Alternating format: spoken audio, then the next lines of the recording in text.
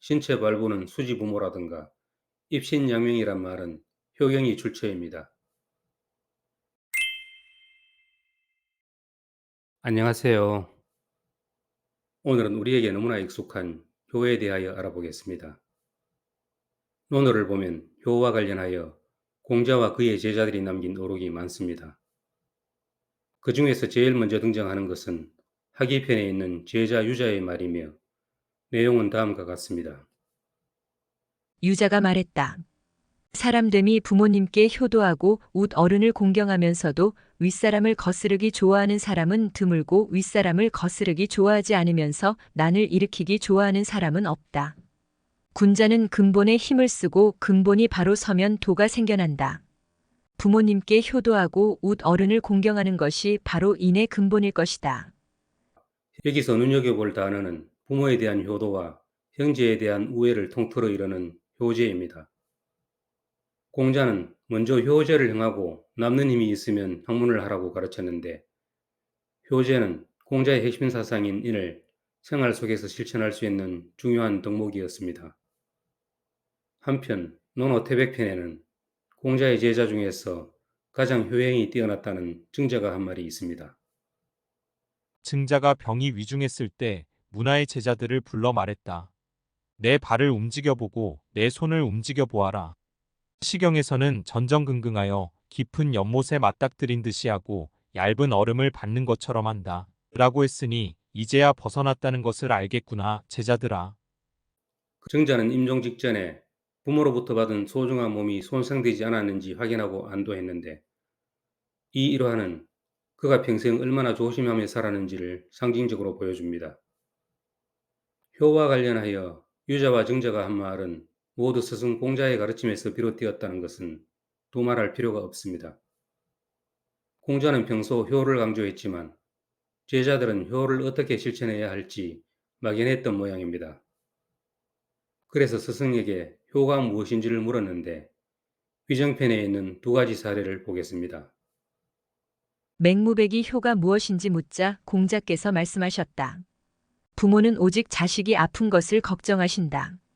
자유가 효에 대해 묻자 공자께서 말씀하셨다. 오늘날 효라고 하면 부모를 봉양하는 것이라고 말한다.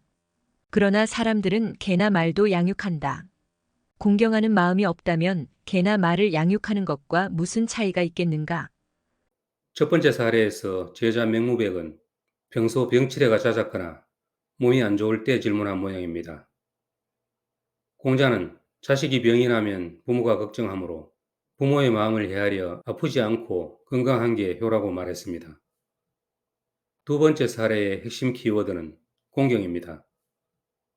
이 대화에 비추어 보면 공자가 살았던 시대에도 부모에게 물질적인 봉양만 하고 공경하는 마음으로 대하는 사람은 많지 않았나 봅니다. 이 밖에도 논어의 내용들을 종합하면 공자가 가르치고자 했던 효가 무엇인지 대강 짐작할 수 있겠지만 한계가 있습니다. 그런데 이런 갈증을 해소해 줄 만한 책이 효경입니다. 효경은 공자와 제자 증자가 오로지 효를 주제로 나눈 대화를 정리한 책이기 때문입니다. 이 때문인지 사마천은 사기 중리 제자열전에서 공자가 효성이 지극한 증자에게 가르침을 베풀어 효경을 짓게 했다고 써놓았지만 학계에서는 지금도 의견이 분분합니다. 김원전 214년에 저술된 여시춘추에도 효경의 내용이 인용되어 있으므로 효경은 아무리 늦게 잡아도 전국시대 만렵 이전에는 세상에 존재했던 것 같습니다. 현재 널리 통용되는 효경은 18개 장으로 이루어져 있는데 이 중에서 일부 내용을 소개하겠습니다.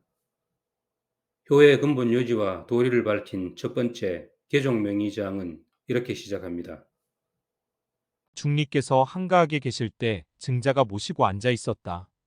공자께서 말씀하셨다. 선왕들에게는 지극한 덕과 중요한 도가 있어서 그것으로 천하를 순조롭게 다스렸으니 백성들은 그래서 화목을 도모하고 위아래는 원한이 없었다. 너는 그것을 아느냐? 증자가 자리를 피하며 말했다. 저는 불민한데 어찌 그것을 알 수 있겠습니까? 공자께서 말씀하셨다. 효는 덕의 근본이며 가르침이 생겨나는 바탕이다. 다시 앉거라. 내 너에게 얘기해 주겠다. 사람의 신체와 머리털과 피부는 모두 부모에게서 받은 것이니 감히 이것을 손상하지 않는 일이야말로 효의 시작이다. 자신을 바로 세우고 도를 행하여 후세에까지 이름을 떨침으로써 부모를 빛내는 것이 효의 끝맺음이다. 효는 어버이 섬기는 데서 시작하여 다음으로는 임금을 섬기고 끝으로는 자기 몸을 반듯하게 세우는 것이다. 우리가 사극에서 많이 들었던 신체 발부는 수지부모라든가 입신양명이란 말은 효경이 출처입니다. 효경의 제2장부터 제6장까지 5개의 장은 공자가 살았던 봉건 사회의 5개 신분, 즉 천자, 제후, 경대부, 사, 서인이 각각 어떻게 효를 실천해야 하는지를 설명합니다. 여기서는 그 중에서 천자, 제후, 서인의 효를 보겠습니다. 먼저 천자의 효와 제후의 효입니다.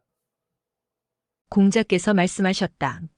어버이를 사랑하는 사람은 감히 남을 미워하지 않고 어버이를 공경하는 사람은 감히 남을 업신여기지 않는다. 사랑과 공경을 어버이 섬기는데 다하면 그 덕의 교화가 백성에게 미쳐 온 세상의 법도가 된다. 이것이 천자의 효다. 윗자리에 있으면서 교만하지 않으면 높아도 위태롭지 않고 절약하고 예법을 삼가 행하면 창고가 가득 차도 넘치지 않는다. 높으면서도 위태롭지 않으므로 오랫동안 존귀함을 지킬 수 있고 창고가 가득 차도 넘치지 않으므로 오랫동안 부유함을 지킬 수 있다. 부귀가 그 몸에서 떠나지 않게 되어야 그 사직을 보존하고 백성을 화목하게 할 수 있다. 이것이 제후의 효다. 천자가 사랑하고 공경하는 마음으로 효를 행하면 그 덕이 다른 일에까지 영향을 미쳐 만백성이 의존하게 되고 그를 따르게 된다는 말입니다. 제후의 효는 한 발 더 나아가 예에 맞게 행동하고 재정을 절약하여 오랫동안 지위를 보존하고 백성들을 편안하게 하는 것이라고 합니다. 서인 즉 일반 백성의 효는 다음과 같습니다. 하늘의 도를 이용하고 땅의 이로움을 분별하며 몸가짐을 삼가고 쓰는 것을 절약하여 부모님을 봉양하여야 한다. 이것이 서인들의 효다. 일반 백성의 효는 땅과 계절, 기후 조건을 잘 살펴 생업에 종사하고 부모님을 봉양하는 것입니다. 이와 같이 사회적인 신분에 따라 각각 역점을 두어 할 일은 다르지만 효의 원리는 천자부터 서인에 이르기까지 평등하게 적용됩니다. 스승의 설명을 들은 증자가 효가 위대하다며 감탄한 후 성인의 덕 가운데 효보다 더 큰 것은 없는지를 묻자 공자는 이렇게 대답했습니다. 성취장에 있는 내용입니다. 하늘과 땅이 낳은 것 중에서 사람이 귀하고 사람의 행실 중에는 효보다 더 큰 것이 없다. 성인의 덕 중에 또 무엇이 효보다 더한 것이 있겠는가? 본시 친애하는 마음이 부모 무릎 아래에서 자랄 때 생겨나서 부모를 봉양하며 날로 존경하게 된다. 성인들은 이 존경하는 마음을 바탕으로 공경을 가르치고 친밀한 마음을 바탕으로 사랑을 가르쳤기에 성인의 교화가 엄숙하지 않아도 이루어지고 정치는 엄격하지 않아도 다스려졌으니 그들이 근거로 삼은 것은 근본이기 때문이다. 그러므로 자기 어버이를 사랑하지 않으면서 다른 사람을 사랑하는 것을 덕에 어긋나는 짓이라 말하고 자기 어버이를 공경하지 않으면서 다른 사람을 공경하는 것을 예에 어긋나는 짓이라 말한다. 스승의 가르침을 들은 증자는 민감한 질문을 하나 합니다.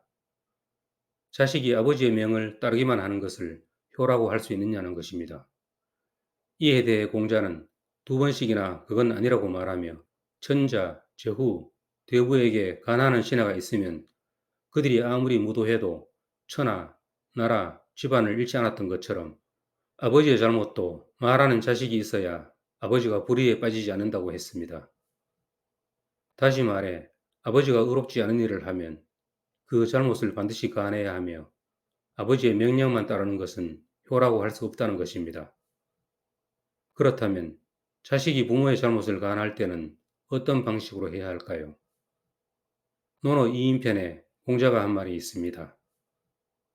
공자께서 말씀하셨다. 부모를 섬길 때는 완곡하게 간해들이되 뜻을 따라주지 않더라도 여전히 공경하고 거스르지 않으며 애갑하더라도 원망하지 않아야 한다.